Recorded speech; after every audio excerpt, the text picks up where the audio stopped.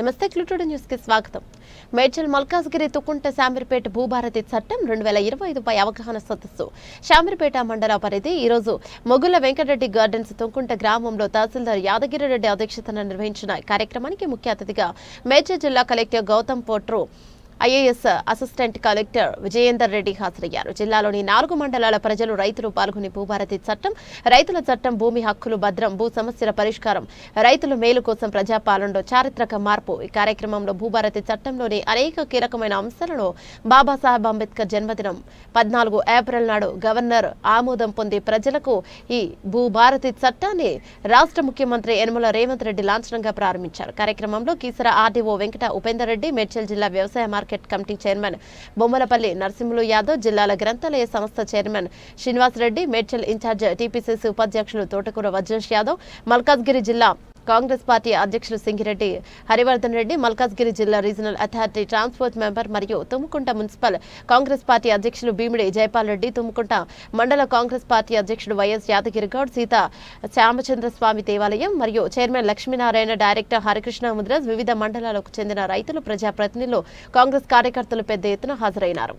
Change register గురించి, manual records writing గురించి, రెండు పాస్బుక్లు ఇవ్వాలని సలహా ఇవ్వడం జరిగింది. ఇందులో 2 పాస్బుక్లు, టైటిల్ డీడ్కి ఒకటి, పాస్బుక్ ఒకటి ఇవ్వటం అనేది ఉంది. అది మనం ప్రభుత్వానికి మీ సలహా ఏదైతే ఉందో దాన్ని విన్నవిస్తామో ప్రభుత్వం డెసిషన్ ప్రకారం వెళ్ళిపోయారు. బట్ పర్టికులర్గా చేంజ్ రిజిస్టర్ ఇంతకుముందు ఏమయ్యేది అంటే సంవత్సరానికి ఒకసారి పహాణీ రాసేవాడు. జమాబందీ చేసి కానీ కొంచెం చేయకపోయినా కూడా ఫస్ట్లీ అంటే మనం జూన్ 1 అనుకుందాం రఫ్గా, ఖరీఫ్కి ముందు, ఓకే, వానాకాలం పంటకు ముందు రఫ్గా పహాణీ రాసేవాళ్ళు విలేజ్లో అందరి ముందు. అది రాశాక మళ్ళీ మాన్యువల్గా నెక్స్ట్ ఇయరే రాస్తారు. కాబట్టి ఈ లోపు ఒక లెట్సే ఆ ఊర్లో ఒక 4 ట్రాన్సాక్షన్లు జరిగినాయి, అమ్మకాలు కానీ లేకపోతే విరాసతులు కానీ, వాటన్నిటిని నెక్స్ట్ పహాణీలో రాయాలి. కాబట్టి ఈ లోపు ఏమైనా మిస్ అయిపోతుందన్న ఉద్దేశంతో ఒక చేంజ్ రిజిస్టర్ రాసుకునేవాళ్ళు. దాన్ని చేంజ్ రిజిస్టర్ అంటారు. ఓకే, మార్పుల రిజిస్టర్ అంటారు. ఇప్పుడు మనం ఒకటే అడ్వాంటేజ్ ఏంటి అంటే ఇప్పుడు మనకు మొత్తం ఆన్లైనే, రికార్డ్ అనేది ఆన్లైన్లోనే వస్తుంది. కాబట్టి పహాణీ కూడా ఆన్లైన్లోనే జనరేట్ అవుతుంది. సో ఏమన్నా రికార్డ్ చేంజ్ జరిగితే అది ఇమీడియట్గా అవుతుంది. But at the same time ఇది పర్టికులర్గా ఈ పాయింట్ మీదనే మల్టిపుల్ టైమ్స్ డిస్కషన్ జరిగింది. చేంజ్ రిజిస్టర్ ఉండాలన్న ఉద్దేశం కూడా ప్రభుత్వానికి ఉంది, రూల్స్లో కూడా పెట్టడం జరిగింది. ప్రతి సంవత్సరం డిసెంబర్ 31 మనం కట్ ఆఫ్ తీసుకుంటాం. ఇంతకుముందు అంటే జూన్ 1 అనుకున్నాడు, కానీ ఇప్పుడు డిసెంబర్ 31 రూల్స్లో కూడా పెట్టారు భూభారతిలో. డిసెంబర్ 31 నైట్ అప్పటి ఆ సంవత్సరం మొత్తం 2025 ఇప్పుడు 25 స్టార్ట్ అయింది కాబట్టి 25 డిసెంబర్ 1, 25 జనవరి 1 నుంచి డిసెంబర్ 1 వరకు, డిసెంబర్ 31 వరకు ఏమేమి ట్రాన్సాక్షన్ జరిగి మొత్తం కూడా ఒక చేంజ్ రిజిస్టర్ వస్తుంది. మనకు అతి త్వరలోనే గ్రామ పరిపాలన అధికారులు కూడా వస్తున్నారు. ఇంతకుముందు వీఆర్ఓలకి ఈక్వల్గా ఉండే గ్రామ పరిపాలన అధికారులు కూడా త్వరలోనే వస్తారు. వాళ్ళకి ఆ రికార్డు ప్రింట్ చేసి ఇవ్వడం జరుగుతుంది. దాన్ని కంపల్సరిగా గ్రామ పంచాయతీలో డిస్ప్లే చేసే విధంగా ప్రభుత్వం కూడా మనకు ఆదేశాలు ఆల్రెడీ ఇచ్చి ఉన్నారు. సో పహాణీ డిసెంబర్ 31 వరకు ఉండే రికార్డుని దాన్ని పహాణీ అనొచ్చు, ఇంకేమన్నా పేరు పెట్టుకొని పిలవచ్చు. మనం ఇప్పుడు భూభారతి రికార్డ్ అనొచ్చు దాన్ని. ఆ భూభారతి రికార్డ్ ఏదైతే ఉంటుందో అది మొత్తాన్ని కూడా డిసెంబర్ 31 నైట్ ప్రింట్ అయ్యి జనవరి 1 వారంలో కంపల్సరిగా గత సంవత్సరం జరిగిన చేంజెస్ అన్ని చేంజ్ రిజిస్టర్తో సహా గ్రామ పంచాయతీ ఆఫీస్లో ప్లస్ మండల ఆఫీస్లో కూడా కంపల్సరిగా ఒక మాన్యువల్ రికార్డ్ని డిస్ప్లే చేయడం జరుగుతుంది. సో అప్పుడు ఇందాక ఎవరో చెప్పినట్టు ఎవరికన్నా రైతుకు పొరపాటున ఏదైనా జరిగితే, అతనికి తెలియకుండా ఏదైనా జరిగితే అది కంపల్సరీగా చూసుకొని వితిన్ షార్ట్ టైంలో అక్కడ కరెక్షన్ చేసుకోవడానికి అవకాశం ఉంటుంది. అది చేంజ్ రిజిస్టర్. తర్వాత ఇందాక ఒకళ్ళు అడిగారు టైటిల్ డిస్ప్యూట్స్ని సివిల్ కోర్ట్స్లో డిసైడ్ చేస్తారా అని. రెవెన్యూ కోర్ట్స్లో ఇప్పుడు ఏవైతే రెవెన్యూ కోర్ట్స్ స్టార్ట్ అవుతున్నాయో మనకి స్టాండర్డ్ రూల్స్ లాస్ ప్రకారం రెవెన్యూ కోర్టులకి టైటిల్ డిసైడ్ చేసే అధికారం ఉండదు. సో ఫర్దర్ కూడా రెవెన్యూ కోర్ట్స్లో టైటిల్ డిసైడ్ చేసే ఎట్టి పరిస్థితుల్లోనూ రెవెన్యూ కోర్ట్స్ టైటిల్ డిసైడ్ చేయవు.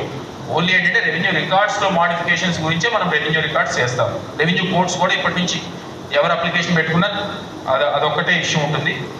తర్వాత ఒక స్పెసిఫిక్ ఇష్యూ చెప్పారు, ఆర్ఎస్ఆర్ ఇష్యూ.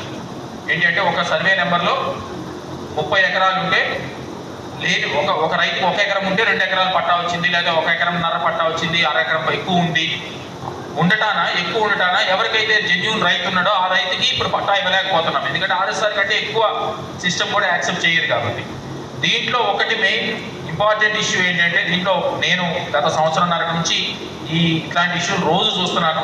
దీంట్లో మోస్ట్ ఇంపార్టెంట్ ఇష్యూ మీరు రెవెన్యూ డిపార్ట్మెంట్ మీద డిపెండ్ అవ్వడం చాలా తగ్గించాలి. ఇష్యూలు అక్కడున్న రైతులే చెప్పాలి ఎవరికి ఆ సర్వే నెంబర్లో ఏ రైతుకి ఎక్కువ ల్యాండ్ రికార్డులో వచ్చింది.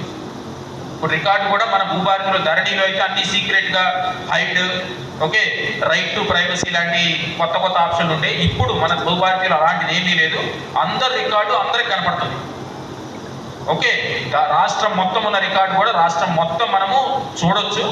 సో చూసి నా రిక్వెస్ట్ ఏంటి అంటే ఎట్లాగో మనం మే జూన్ నుంచి గ్రామ రెవెన్యూ సదస్సులు కూడా ప్రభుత్వ ఆదేశాల ప్రకారం తప్పనిసరిగా చేయాల్సి వస్తుంది. తహసీల్దార్ స్థాయి అధికారి మీ ఊరికి వస్తారు కాబట్టి అక్కడనే మీరు స్పెసిఫిక్గా పలానా సర్వే నెంబర్లో పలానా వాళ్ళకి ఎక్కువ ఉంది అని అప్లికేషన్ పెడితే వాళ్ళకి కంపల్సరీగా ఈ చట్ట ప్రకారం వాళ్ళకి నోటీస్ ఇవ్వాలి. నోటీస్ ఇచ్చి వాళ్ళు కూడా ఒప్పుకుంటారు. భూమి మీద ఎకరమే ఉండి వాళ్ళకి పొరపాటున ఎకరన్నారు ఉంటే వాళ్ళైనా కూడా ఆ ఎకరం తీయమని చాలామంది చెప్తారు. కాబట్టి వాళ్ళకి నోటీస్ ఇచ్చి చట్ట ప్రకారం వాళ్ళకి 6 ఎకరం తగ్గిస్తే 6 ఎకరం ఎవరైతే దున్నుకుంటున్నారో ఆ రైతుకి ఇవ్వడానికి, పాత పాస్బుక్ ఎవరికైతే ఉందో వాళ్ళకి కొత్త పాస్బుక్ ఇవ్వడానికి అవకాశం ఉంటుంది. దీంట్లో నా రిక్వెస్ట్ మీరందరూ కూడా ఎవరెవరైతే ఈ ఆర్ఎస్ఆర్తో బాధితులు ఎవరైతే ఉన్నారో వాళ్ళందరూ కూడా ఆ సర్వే నెంబర్లో ఎవరికి ఎక్కువ ఉందో ఐడెంటిఫై చేసుకుంటే బాగుంటుంది. తర్వాత ఫైనల్గా ఈ యొక్క ఇష్యూ మాత్రము చాలా ఇంపార్టెంట్. ఇది వచ్చింది 22A అంటారు, ప్రొహిబిషన్ అంటారు, పిఓబి అంటారు. ఏదన్నా కూడా ఏంటి అంటే ఆ భూమి మీద కానీ ఆ సర్వే నెంబర్ మీద ఎట్టి పరిస్థితుల్లో ట్రాన్సాక్షన్ జరగకూడదు అన్న ఉద్దేశంతో తెచ్చిన రూల్ అది. దాంట్లో ఏమైంది అంటే మనకి రిజిస్ట్రేషన్ డిపార్ట్మెంట్ చేసేది కాబట్టి ఒకప్పుడు రిజిస్ట్రేషన్ వాళ్ళు పిఓబి మెయింటైన్ చేసేవాళ్ళు. అక్కడ almost it is like maintaining మాన్యువల్గా మెయింటైన్ చేసేవాళ్ళు. సో చూసి రిజిస్ట్రేషన్ చేసేవాళ్ళు. ఆ డేటాను మనకి ధరణిలోకి తీసుకురావడం వల్ల ఇబ్బంది జరిగింది. ధరణిలో ఇబ్బంది పడిన బిగ్గెస్ట్ ఇబ్బంది ఏంటి అంటే పిఓబినే. ఒక విధంగా చెప్పాలంటే ధరణి వల్ల జరిగిన ఎక్కువ మంది రైతులు ఇబ్బంది పడింది పిఓబిని. దాన్ని మనం కొన్ని రోజుల నుంచి మనం పిఓబి మాడ్యూల్లో సుమోటోగా రిమూవల్ ఆప్షన్ మనకి లేదు కాబట్టి రైతులు అప్లై చేసుకుంటే రిమూవ్ చేసాం. ఇప్పుడు కూడా ఇన్ఫ్యాక్ట్ మొన్న రిమూవ్ చేయడానికి ధరణి యాక్ట్లో ఎట్టి పరిస్థితులు ఏ ప్రొవిజన్ కూడా లేదు. ఇందాక ఆర్డీఓ గారు చెప్పినట్టు మనం ఒక విధంగా ప్రొవిజన్ లేకపోయినా కూడా మన మీద సొంత తెలివితేటలు వాడి చేశాము. బట్ ఇప్పుడు అలా కాదు. చట్టంలోనే రూల్స్లో క్లియర్గా పిఓబి రిమూవల్కి ప్రొసీజర్ ఇచ్చారు. సో దాని ప్రకారం ఎవరిదన్నా పిఓబిలో ఉండకూడదు ఉంటే తప్పనిసరిగా రిమూవ్ చేసే అధికారం రెవెన్యూ డిపార్ట్మెంట్కి ఇచ్చారు. కాబట్టి ఇప్పటి నుంచి మీ ప్రాబ్లంలన్నీ కూడా ఏమన్నా ఉంటే అతి త్వరలోనే సాల్వ్ అయిపోతాయి. కాకపోతే దీంట్లో ఒకటే నా రిక్వెస్ట్ ఏంటి అంటే ఇందాక కేశవరం క్యానాల్ గురించి కూడా చెప్పారు. ఏంటి అంటే ల్యాండ్ ఎక్విజిషన్కి నోటిఫికేషన్ జరిగి ఉంటుంది. ల్యాండ్ ఎక్విజిషన్ చేస్తే ఒక టైపు, ఓన్లీ నోటిఫికేషన్ చేసి ల్యాండ్ ఎక్విజిషన్ నోటిఫికేషన్ చేస్తే ఒక సర్వే నెంబర్ 25లో ల్యాండ్ ఎక్విజిషన్ జరుగుతుంది అని అనుకుంటే మొత్తం 25 బ్లాక్ అయి ఉంటుంది. సో అందులో 30 మంది రైతులు ఉండొచ్చు ల్యాండ్ ఎక్విజిషన్తో సంబంధం లేని వాళ్ళు అప్లికేషన్ పెట్టుకుంటే మనం తీస్తూ ఉన్నాము. నా రిక్వెస్ట్ ఏంటి అంటే అవి ఆల్రెడీ చాలామంది మూడుచింతలపల్లిలో కానీ వాళ్ళు యాక్టివ్గా అప్లికేషన్ పెట్టించుకొని తీసుకున్నారు. సో మిగతా వాళ్ళు కూడా నా రిక్వెస్ట్ ఆ ప్రొవిజన్ అయితే ఉంది కాబట్టి భూభారతి చట్టం కూడా ఆ వెసులుబాటు క్లియర్గా కల్పించింది. దాన్ని జాగ్రత్తగా వాడుకొని ఆ పిఓబి నుంచి రిమూవల్ చేయించుకుంటే once and for all me problem solve అవుతుందని చెప్తున్నాను. తర్వాత ఈరోజు ప్రజాప్రభుత్వంలో భాగంగా భూభారతి చట్టానికి అవగాహన చట్టానికి ముఖ్యంగా చేసిన కలెక్టర్ గారికి మరియు ఆర్డీఓ గారికి, జిల్లా కలెక్టర్ గారికి మరియు మా నాయకులు వజ్రేష్ యాదవ్ గారికి మరియు హరివర్ధన్ రెడ్డి గారికి, మా రైతులకు అందరికీ కూడా ధన్యవాదాలు. ఇక్కడ ఈ భూభారతి చట్టంలో ఎన్నో రకాల అంశాలు ఇక్కడ పొందుపరచడం జరిగింది. ఆ ధరణి ఉన్నప్పుడు ఏ రకంగా అయితే దరిద్రం ఉందో మీ ప్రెస్ మిత్రులకు తెలుసు, మరియు రైతులకు ఎన్ని బాధలు పడ్డారో ఈ 4-5 సంవత్సరాల నుంచి అంత బాధలు పడుకుంటూ కూడా ప్రతి ఒక్కరూ ఎన్నో కష్టాలు పడితే ఈ ప్రజాపాలనలో భాగంగా మా ముఖ్యమంత్రి వర్యులు కాంగ్రెస్ ప్రభుత్వము మరి మన రెవెన్యూ మంత్రి శ్రీనివాసరెడ్డి గారు అందరూ కూడా ప్రభుత్వం రాకముందు నుంచి ఈ ధరణిని మారుస్తామని ముందే చెప్పడము, ఈ ధరణిని మార్చిన తర్వాత సంవత్సరం నుంచి కూడా చిన్న అధికారి నుంచి పెద్ద అధికారి దాకా కూడా ఏ రకంగా చేస్తే బాగుంటుందని ఒక చట్టం తెచ్చి ప్రతిదానికి ఒక సొల్యూషన్ ఉంటుంది అనే విధంగా తేవడం జరిగింది. ఈ భూభారతి ప్రతి ఒక్క రైతుకు న్యాయం జరుగుతుందని కోరుకుంటున్నాము. రాష్ట్రం మొత్తంలో కూడా ఎక్కడ ఏదైతే దానితో ఇబ్బందులు పడ్డారో ఆ ఇబ్బందులు కూడా అన్నీ తొలగిపోయినట్టు లెక్క. ఈరోజు ప్రతి అధికారి వచ్చి రైతుల ముందట చెప్పగలుగుతున్నారు. ఎవరు కలెక్టర్ లెవెల్లో వచ్చినా కూడా అధికారులు వచ్చి ఇక్కడ రైతు ముందు మేము చేయగలుగుతామని చెప్తున్నారు.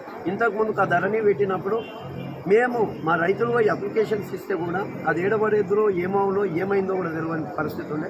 వాళ్ళు కూడా మాకు ముఖమాటం లేకుండా మొప్పించుకోవడం జరిగినట్టు అవి కాదు అని చెప్పలేని పరిస్థితి ఉండే. కాబట్టి ఈరోజు ఈ భూభారతి చూసిన తర్వాత ప్రతి ఒక్కరు కలెక్టర్ కానీ ఏమన్నా ఆర్డీఓ కానీ చెప్పారు, వచ్చి నిజ దగ్గర చేస్తాము అని రైతులు చెప్తున్నారు. కాబట్టి దీనికి